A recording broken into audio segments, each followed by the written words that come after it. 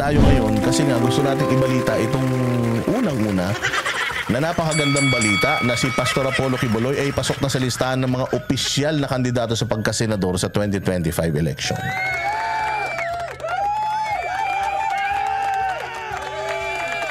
Alam naman natin mga bossing na napakaraming mga kumandidato.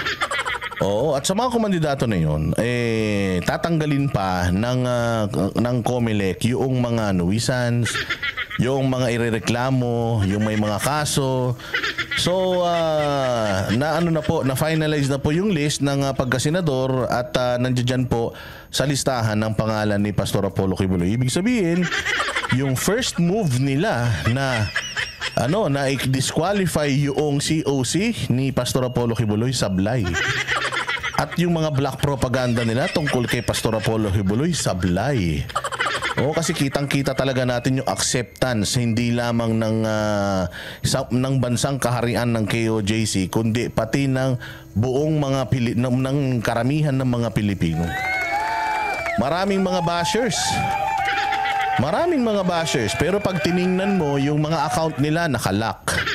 Anime yung mga muka, kung hindi man lilimang araw pa lang yung Facebook profile.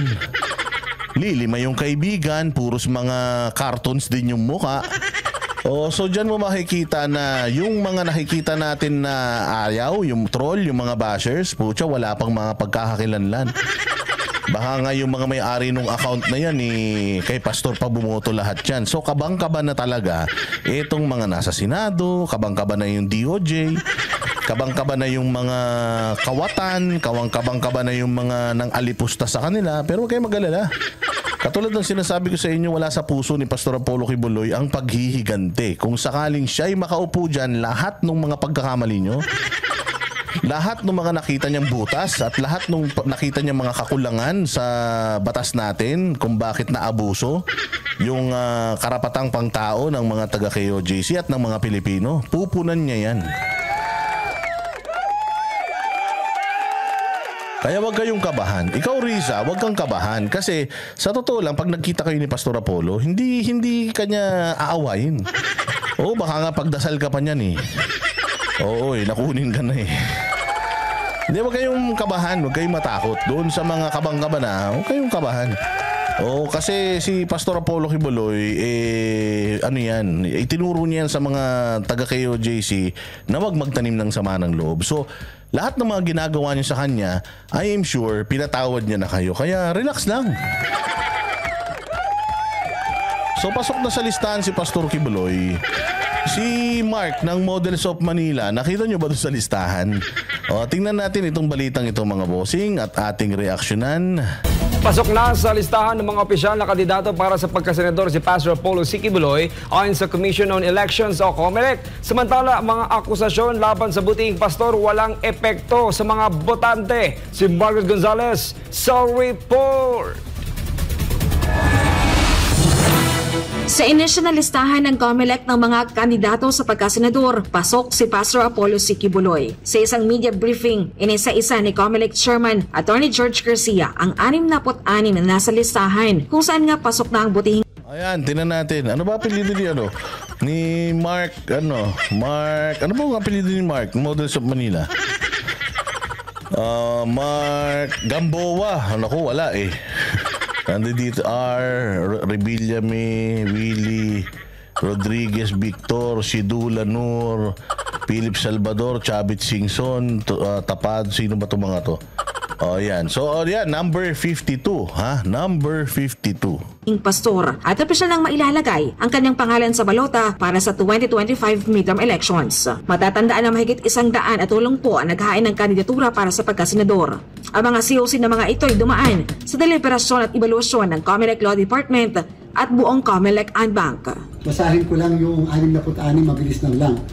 Avalos, Adonis, Ahmad, Andamo, Aquino, Arambulo, Arellano, Balyon, Binay, Bundok, Bong Revilla, Bosita, Rosas, Cabonegro, Capuyan, Casino, Castro, Cayetano, De Alban, De Angelo, De Guzman, De La Rosa, Doringo, Escobar, Espiritu, Floranda, Gamboa, Go. Pumasok si Mark Gamboa. Kayo naman. Pumasok, narinig niyo yun, Gamboa. Oh. Very good, Mark. Mangampanya na tayo. Gonzales, Hinlo, Hunasan, Jose, Lacson, Lambino, Lapid, Lee, Lidasan, Marcoleta, Marcos, Marquez, Martinez, Mata, Matula, Masa, Mendoza, Montemayor, Olivar, Ong, Pacquiao, Pangilinan, Kerubin, Kibuloy. So yan po yung 6 na po. Ayun, no, Hibuloy. Sigurado ako nung narinig nila yun, sumakit na naman yung mga puso nila. Oo, alam mo, sa tuwing nakikita ng tao na humihinga pa to si Pastor, sa tuwing nakikita ng mga tao na parang lalo pa nating pinapasikat si Pastor, tingnan nyo nangyari kay Alice Guo. Tingnan nyo nangyari kay Alice Guo, mga bossing. Si Alice Guo, mga boss, pucha, lalo pang nagiging popular. Lalo pa siya, parang wala nga naiinis kay Alice Guo. Parang lahat nga awang-awa kay Alice Guo. Lahat nga parang tuwan-tuwa sa kanya sa mga pinaggagawa ng Quadcom. Parang hindi sila nakakakuha ng negative na na comment pagdating kay Alice Guo. Ganito rin kay Pastor Apollo Kibuloy. Kita mo, sa kabila ng napakaraming propaganda at paninira nila, ano nangyari? Excited yung mga Pilipino, natatakbo si Pastor Apollo Kibuloy. Siguro iniisip nila maghihiganti si Pastor Apollo Kibuloy. Hindi. Pero excited sila kasi nga nakita nila noong kino-cover natin yung KOJC at yung mga vlogs natin patungkol sa KOJC bilang tayo yung mga outsiders. Nakita nila kung gaano ang kaganda, kaayos yung ginawa ni Pastor Apollo Kibuloy sa bansang kaharian nila. That being said, yun ang reason kung bakit gusto nila si Pastor Kibuloy. 6 na basis sa determinasyon ng komisyon at basis sa rekomendasyon ng Law Department ng COMELEC ay dapat na i-consider ng mga valid candidates at legitimate candidates. Ang pinagbasihan, hindi lamang po yung certificates of candidacy, hindi lamang din yung mga na-research ng mga team ng Law Department sa kanilang mga social media accounts at kasama din ng social media. Kasama na rin yung mga pronouncements na binibigay nila sa media, hindi lamang during the filing of the candidacy, kung hindi kahit sa mga previous na pronouncements po nila.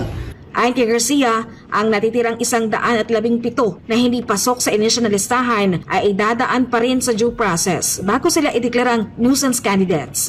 Sinabi ng Law Department na kung pwede ay Emma de Castro, salamat kaayo, mabuhay ka.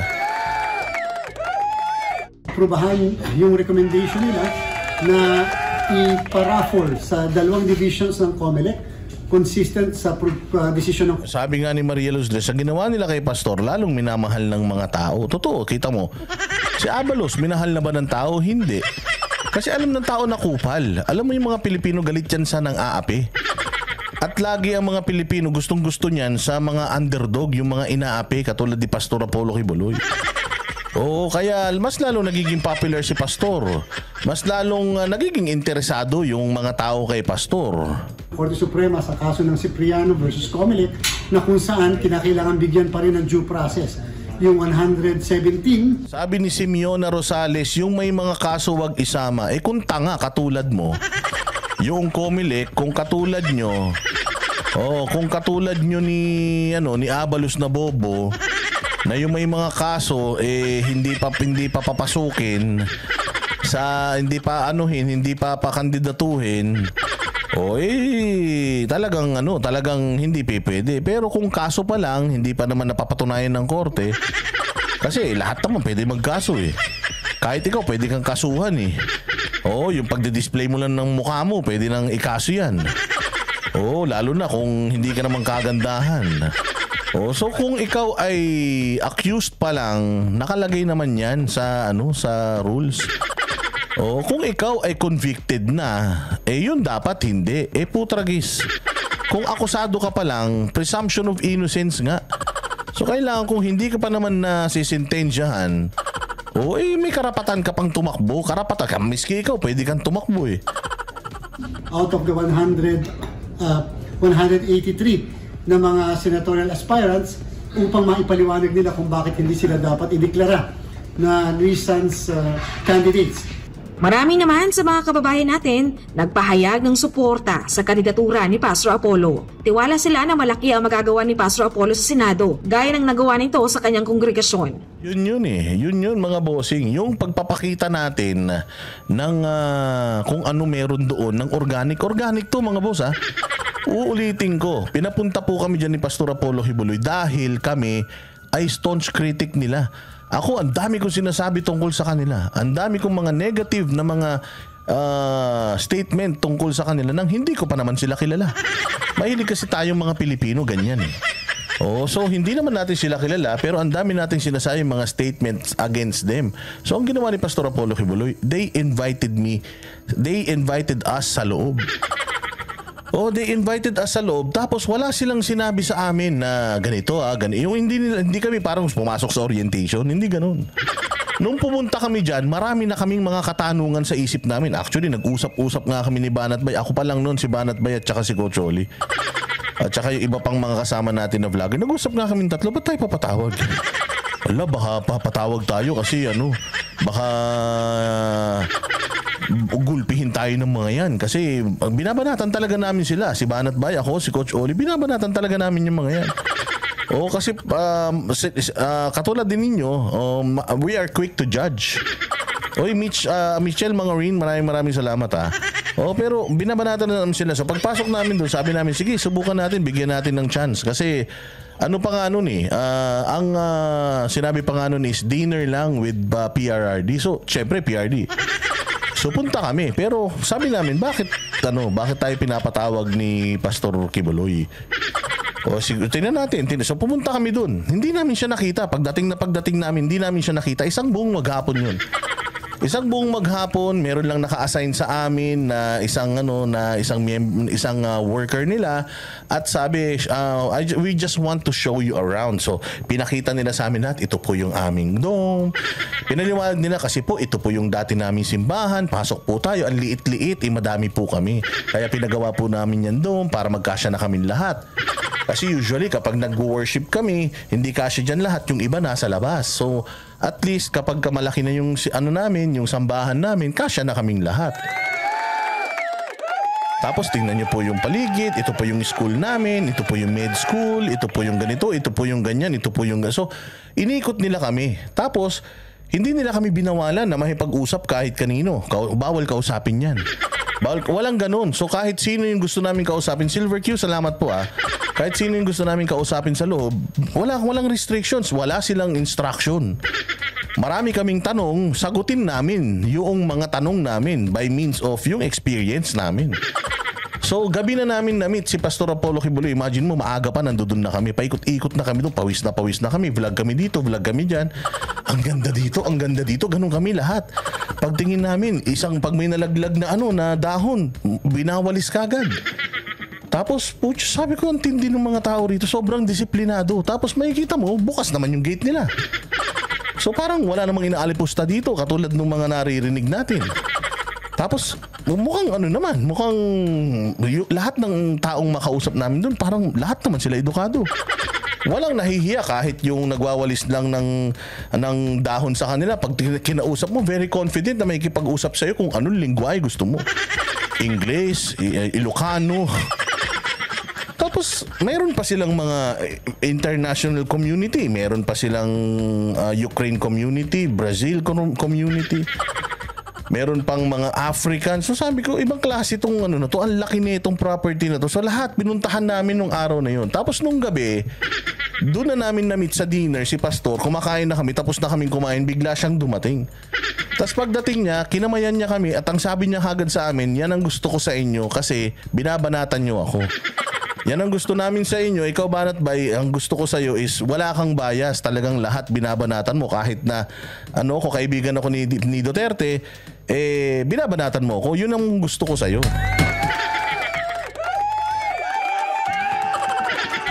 So ngayon, yun na, lumabas na ngayon yung opportunity para magtanong kami kasi madami kaming mga reservations Dumating na rin si PRD. Yan na. So dalawa na sila.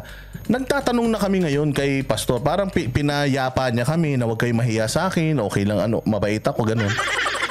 So nagsimula na kaming magtanong tungkol sa ganito, yung naririnig natin tungkol sa ganyan, yung naririnig natin sa pagbebenta nila ng ganito, ganyan. Yung sinasabing namamalimos, hindi daw sila namamalimos, nagkakaroling sila. Nagbebenta sila ng mga produkto. Ever since, yun na yung naging parang dahil doon sa kasipagan nila na magbenta ng mga produkto nila, yumabong yung kanilang simbahan. At sinabi niya yung istorya ng kung paano kumalat yung simbahan niya sa buong mundo. Hindi niya sinabi sa amin nung I am the Son of God. Makinig kayo sa akin. Walang ganun. Parang normal na tao siyang humarap sa amin at sinagot niya lahat ng mga tanong namin. Etong katanungan. Tapos aside from him, si PRD sumasagot din at binibigyan ni PRD ng... Minsan si PRD pa nga sumasagot ng mga tanong namin kay Pastor kasi ganun sila magkakilala. So talagang sabi nga dito, patunay talaga yun na wala silang itinatago. Patunay talaga, wala kaming restrictions. Pero syempre, kapag naglakad kami, may nakasunod sa amin. Syempre, mamaligaw kami. Baka mamaya kung saan kami makarating, ang laki-laki ng lupa, baka di kami makabalik, di ba? So, pero walang pumipigil sa amin na parang dito tayo magpunta. Wag dyan, bawal dyan, dito tayo. Walang ganun. Saan mo gusto magpunta, pumunta ka. So yun yung yun yung isang kinabilibang ko sa kanila na hindi sila takot kumprontahin yung mga kritiko nila kasi alam nila na wala silang ginagawang masama at alam nila na kung ano man yung meron sila, pinaghirapan nila yung pare-pareho.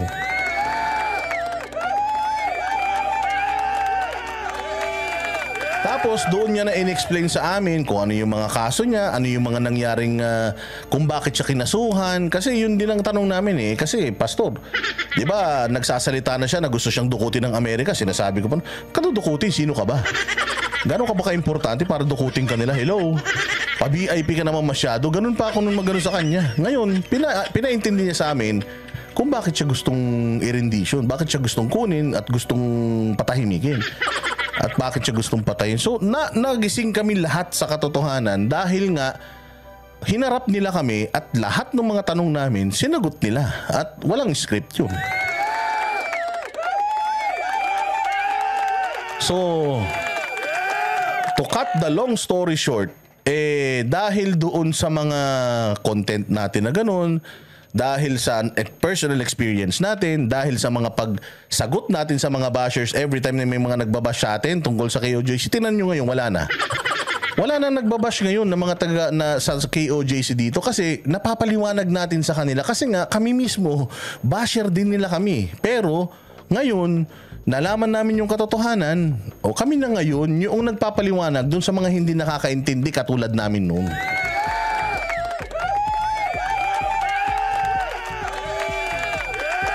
At doon na nagsimula yung history ng relasyon ng Banatero sa KOJC. Kaya yan, pinapakita namin, pinila-live namin. Live talaga, hindi lang yung content. Live talaga, para walang edit. Walang filter, walang itinatago. Ayon sa kanila, hindi sila naniniwala sa mga akusasyon na ibinabato sa butihing pastor. Pero we are open to supporting him. Oo naman, siyempre. Well, na kasi may layunin naman siya sa bayan. Hindi naman yung sabihin mo na porke ang daming bato sa kanya, paniniwalaan mo na may batas naman tayo. Ganda ng sagot ni Kuya. Hindi naman porket may bato sa kanya, paniniwalaan mo na may batas naman tayo. Alam naman natin na maganda yung layunin niya sa bayan. Maganda layunin ni Pastor Apollo Kibuloy sa bayan. Mantakin mo, kaibigan niya si PRD. Siya pa ang gumastos para makatulong kay PRD. Bilyon ang binitawan nilang pera para lang makatulong sa NTF-ELCAC. Para yung laban kasama ng bayan, para makatulong sa gobyerno sa pagsawata ng mga insurhensya sa Pilipinas, pag-expose nung taktika ng komunista para mag-recruit ng mga estudyante sa kolehiyo hanggang sa high school. Naipakita, so makikita mo kung ikaw bukas lang talaga yung yung mata mo, makikita mo na si Pastor Apollo Kibuloy, wala na siyang gusto sa buhay niya. Wala na siyang kailangan sa buhay niya. Imaginein mo, Pastor Kibuloy is 74 years old turning 75. By the time na manalo siya ngayon, matapos siya sa 2032, kung siya ay manalong tama ba? Tama, 2032 yata siya matatapos kung mahahalal siya sa 2025, di ba? Biden plus 6 years. So what? 80 na? 80 years old na si Pastor Apollo Kibuloy. Ano pa bang kailangan niya? Kailangan niya pa ba ng pera? Mayaman nga. Mas mayaman pa nga yata sila sa Pilipinas. Wala siyang kailangan. Wala na siyang kailangan. Kailangan ba ni Pastor Kibuloy na payabungin, palakihin pa yung simbahan niya? Malaki na yung simbahan niya. Kailangan pa ba ni Pastor ng mas marami pang ng mas marami pang miyembro? Hindi po sila yung nagkumakatok-katok sa mga bahay-bahay at nagre-recruit ng mga miyembro. Hindi po sila ganun, lalo na kung gusto mo maging worker. Para ka nag-a-apply ng trabaho, kailangan patunayan mo kapag gusto mo maging worker na talagang you are made for that. So, series of interviews, series of trainings po yun bago ka maging worker. Ganon kahirap ang pagdadaanan mo. So hindi sila yung tipo na parang lika, sama ka sa akin. Para maging yung i-recruit ka, walang ganun. Walang ganun. So lang sila, nakadepende sila doon sa kanilang sa kanilang pangangaral, and then kung merong gustong maging kaanib nila bilang mga members, ayun, pwede. Pero yung sasabihin mo na mamimilit sila, kami nga, never nga inopen yun sa amin. Ang tagal-tagal namin nandoon. Hindi nga nila isinasaksak sa mga bibig namin na iwanan nyo na yan, yung simbahan nyo, dito na kayo sa amin. Kasi dito, nakita nyo naman, di ba, mabait kami. Walang ganun, as in walang ganun ang nangyayari. Pag nandoon kami, nire-respeto nila kung ano yung kung ano yung paniniwala mo spiritual. Sabi ko nga sa inyo, mga scholars nila dyan sa JMC, mga ibang relihiyon, hindi lang mga miyembro nila.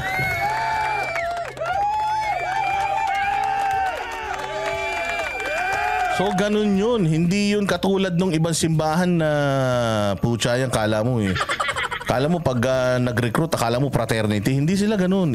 Kaya nga, ano pa yung mga pwede mong sabihin sa kanya?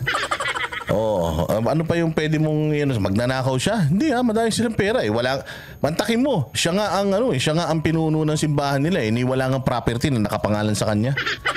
Mag-aampon nga siya ng bata Hindi nga siya nag-qualify dahil wala siyang pera Ibig sabihin, hindi siya kurakot. Di ba? Pwede namang siya Pwede namang ako, akin lahat yan. Pwede namang ganun Pero hindi. Kasi nga, hindi ganun ang disiplina nila kasi nga wala sa kanila yung material na bagay.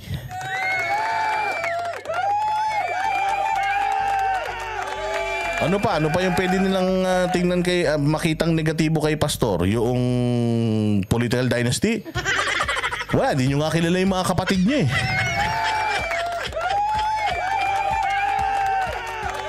Ano pa yung nakikita nyong posibleng pwede nilang pwede nilang ibato kay Pastor Apollo Kibuloy? Wala talaga kasi wala talaga siyang bahid ng corruption, wala siyang bahid ng politika. Kasi tingnan mo yung mga kinakaso sa kanya ngayon, again, yun lang yung nakita natin problema Yung mga ikinaso sa kanya na wala pa siyang control.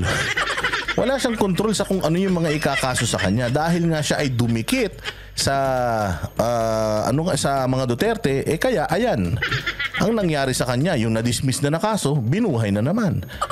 So kung yun lang, wala yun, erase yun until ma-prove ng korte na siya ay may kasalanan. Doon lang siya pwedeng sabihin na kriminal. But sa ngayon na akusado pa lang siya at nagkaroon na ng arraignment at sinabi niya na nag-plead siya not guilty, ibig sabihin lalaban siya at naniniwala siya na wala siyang kasalanan. Darlene B, salamat.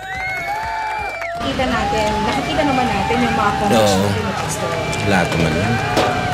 Kahit naman sabihin mo hindi ako, Katoliko ako. Nagbabasa naman ako yan, tinitingnan ko naman yan Aanuin mo rin sila. Mayroon pa siya maniwala sa salisalita Yun ang pinakamaganda sa lahat. Mahirap yung maniwala sa salisalita. Ikaw mismo magsaliksik katulad ni Kuya. Galing-galing mo, Kuya. Oo, pag tumakbo ka, boboto kita. Yun naman yan. Kahit naman sabihin mong ang daming ang binabato sa kanya, pero mahirap pa rin paniwalaan. I-prove nilang guilty. Yun lang. Hanggat hindi na po prove, nobody is innocent, everybody is innocent until proven guilty. Utang ina, buti na ang galing nitong mga Pilipino. Si Abalos hindi alam yan.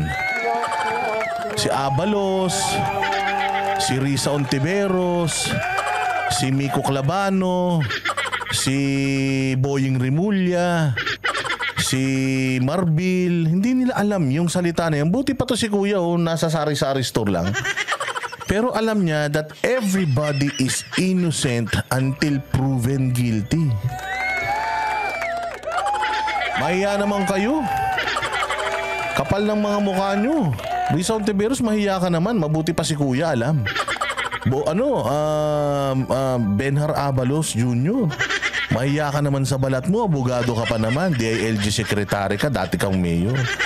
Tapos yung simpleng innocent until proven guilty. Hindi nyo kayang i-practice. Mahiya naman kayo sa mga ordinaryong Pilipino. Yun lang. Pero i-prove nilang pag na-prove, diba? Pero paano pag hindi na-prove? Kung mapuprove ka agad na hindi siya guilty, ako magla-landslide lang. Huwag na Pucho, matindi yung ni Sir. Pag na-prove yan na hindi guilty, landslide yan. Again these are kalye survey to. Kalye survey to mga bossing, at itong mga to ay hindi nila miyembro Take note, hindi nila miyembro. Ilang mga Katoliko yung matatalino na nagsaliksik ng mga sarili nila. Boboto lahat yan kay Pastor. Imaginein mo, the whole voting population of KOJC plus yung ibang mga religious organizations sa Pilipinas na nagsaliksik ng mga sarili nila at bukas ang mga mata, nakikita na itong ginagawa kay Pastor Quiboloy ay political. Delikado kayo talaga kay Pastor, kaya gigil na sila Talaga namang hindi na sila nakakatulog. Natin uhusgahan yung isang tao pagka porket hindi pa natin alam ang totoo. Pwede yung masuportahan si Pastor Quiboloy? Pwede po. Naniniwala naman po ako na mabuti siyang tao Pero bukas ka na suportahan siya. Oo naman. Bakit? Duterte yan, di ba? Kaya yun ang bubuti. Pati sa internet space, bumuhos ang suporta kay Pastor Apollo Quiboloy sa social media. Samantala sa huling araw ng pasahan ng petisyon laban sa mga nuisance candidate, ayon sa COMELEC, 8 ang naghain ng petisyon sa local level, habang 20 naman sa national positions. Ang nuisance candidates ay tinuturing na pampagulo lang at wala talagang intensyon na tumakbo sa eleksyon. May isang klase pa po. Sabi ni si Tori, nakaligtaan mo. Hindi, alam mo si Tori kasi ganito. Si Tori kasi merong amo yan Si Tori merong amo yan. Well, si Abalos may amo din yan. Si Marbil may amo din yan. Oo, pero mataas sila. Si Tori kasi mas mababa sa kanila at sundalo yan Kung ano iutos mo dyan, susundin yan. So para sa akin, si Tori naging tool para sa pang-abuso. Pero hindi natin masasabi na siya talaga yung yung utak dyan. So whether kasama si Tori o hindi, ang sinasabi ko dito is yung mga key person, mga nasa posisyon na malalaking mga nasa posisyon na direktang nagre-report sa presidente natin, yun yung natin, yun yung ating dito, sinasali dito or sinasama sa discussion. Talaga na isang nuisance candidate na yung gusto lang magpasikat, gusto lang makita sa TV at magkain ng COC, tapos na, wala na po siyang gagawin. May isa pa rin pong klase, at tingin namin yung mas masama, na naghain ng COC. Yan, palakpakan natin. So napakagandang pangitain. Napakagandang pangitain mga bossing na marami na ring mga Pilipino ngayon ang mulat na sa katotohanan at hindi na rin basta-basta nagpapabudol sa balita ng media at sa mga bobong vloggers, di ba? Again, ako mula ngayon hanggang sa eleksyon talagang natin yan. Aaraw-arawin natin yan na i-defend at ipapakilala sa inyo si Pastor. Yun ang pangako ko talaga sa kanya. Hello Boss D, I'm a believer of Brother Eli Soriano's doctrine. But I do support Pastor Quiboloy for his candidacy as I believe that he can do difference. Yan ang maganda. Matindi ang banggaan ng dalawang magaling na pastor na ito sa pagdating sa kanilang mga spiritual beliefs. Pero kita mo naman, dating daan, masasabi natin talagang mortal na kaaway ni Pastor Apollo Quiboloy. Pero nakakataba ng puso na nakikita natin na siniset aside nila yung pagkakaiba na yun. at para sa bayan, nagsasama-sama tayong lahat ng mga mananampalataya na iboto si pastor, ikandidato si pastor, kasi pag nanalo yan, mapoprotektahan tayong lahat niyan kahit ano pang religious beliefs mo.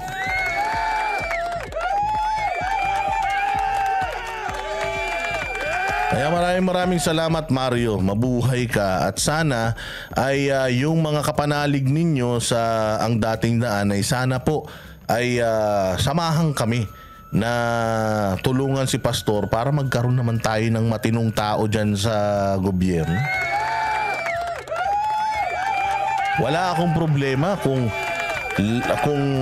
lahat ng senador maging pastor, pare, basta makakatulong sa bayan, wala akong problema dun.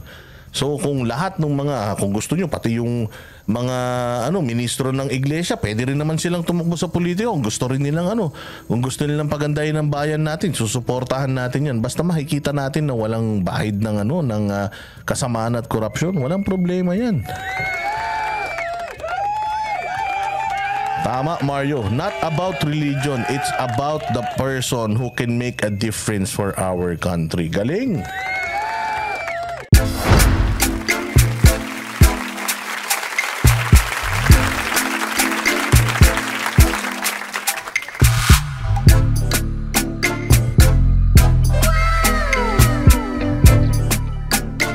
The next performance will start momentarily.